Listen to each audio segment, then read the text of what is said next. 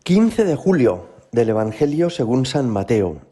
En aquel tiempo atravesó Jesús en sábado un sembrado. Los discípulos que tenían hambre empezaron a arrancar espigas y a comérselas.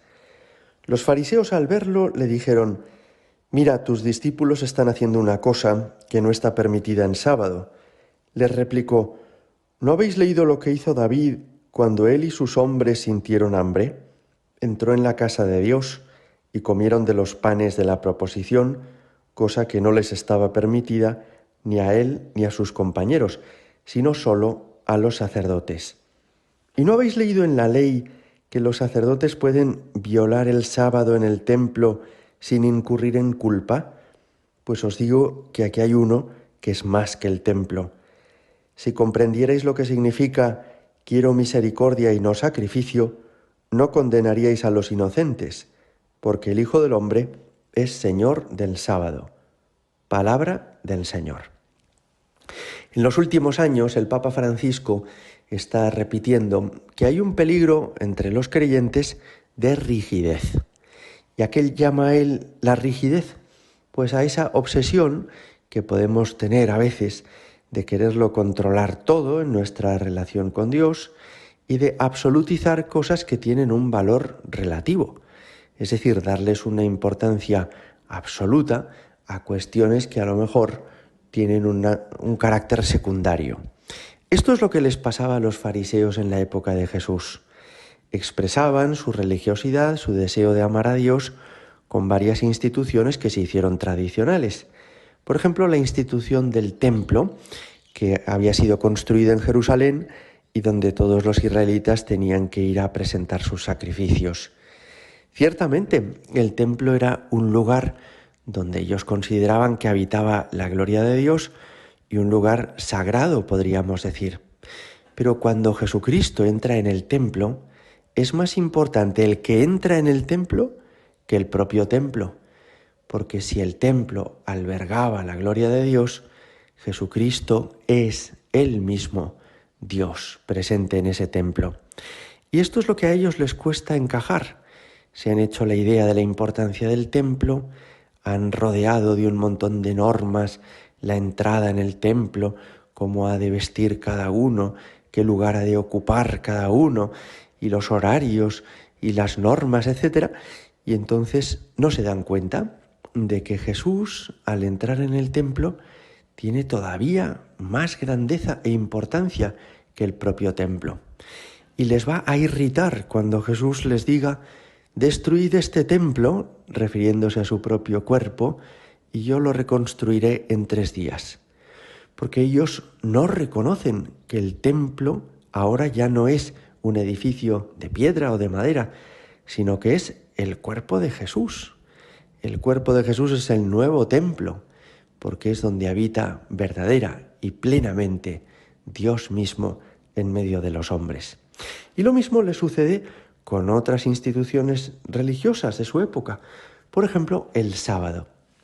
Para nosotros es incomprensible la importancia que tenía el sábado para los judíos en aquella época.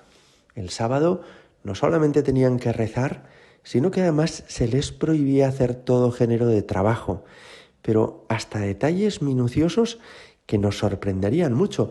Por ejemplo, la prohibición de tocar un instrumento musical o la prohibición, y esto se mantiene en la actualidad, de apretar el botón del ascensor para que suba de un piso a otro. A ellos les parece que el sábado, para cumplirlo estrictamente, para cumplirlo verdaderamente, les exige no hacer absolutamente nada. Y Jesús les ayuda a entender que sí, que el sábado es verdad, que es un día en el que tienen que descansar, porque Dios en la creación lo hizo todo en 6 días y al 7º descansó, pero que en realidad absolutizar ese descanso sabatino, ese descanso del día sagrado, es absurdo, no tiene mucha razón de ser.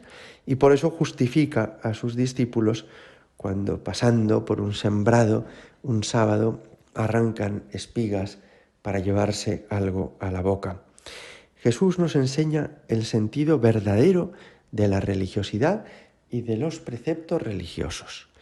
Y todos los preceptos, que tienen importancia y que tienen valor, sin embargo, al lado de Jesucristo palidece su importancia y su trascendencia. Jesucristo es Señor del sábado, Jesucristo es Señor del templo. Hoy le podemos pedir al Señor eso que nos aconseja el Papa Francisco, y es que seamos fieles al Señor, que seamos mujeres, hombres profundamente religiosos, pero no rígidos, no personas esclerotizadas en una especie de normativa y de casuística que desciende a todos los detalles y que se vuelve tan estricta que es insoportable vivir con personas así. Hoy le pedimos al Señor que nos ayude a ser profundamente religiosos, pero de verdad. Es decir, a no fijarnos en 3, 4, 5 asuntos en los que estamos obsesionados para después olvidar las cosas que de verdad a Dios le importan, como son nuestra sinceridad con Él, la oración como expresión del amor a Él, la caridad con el prójimo, la limosna con el necesitado, la vivencia de la justicia. Hoy le pedimos en el fondo al Señor que nos ayude a vivir nuestra religiosidad con autenticidad. De esto se trata, ¿verdad?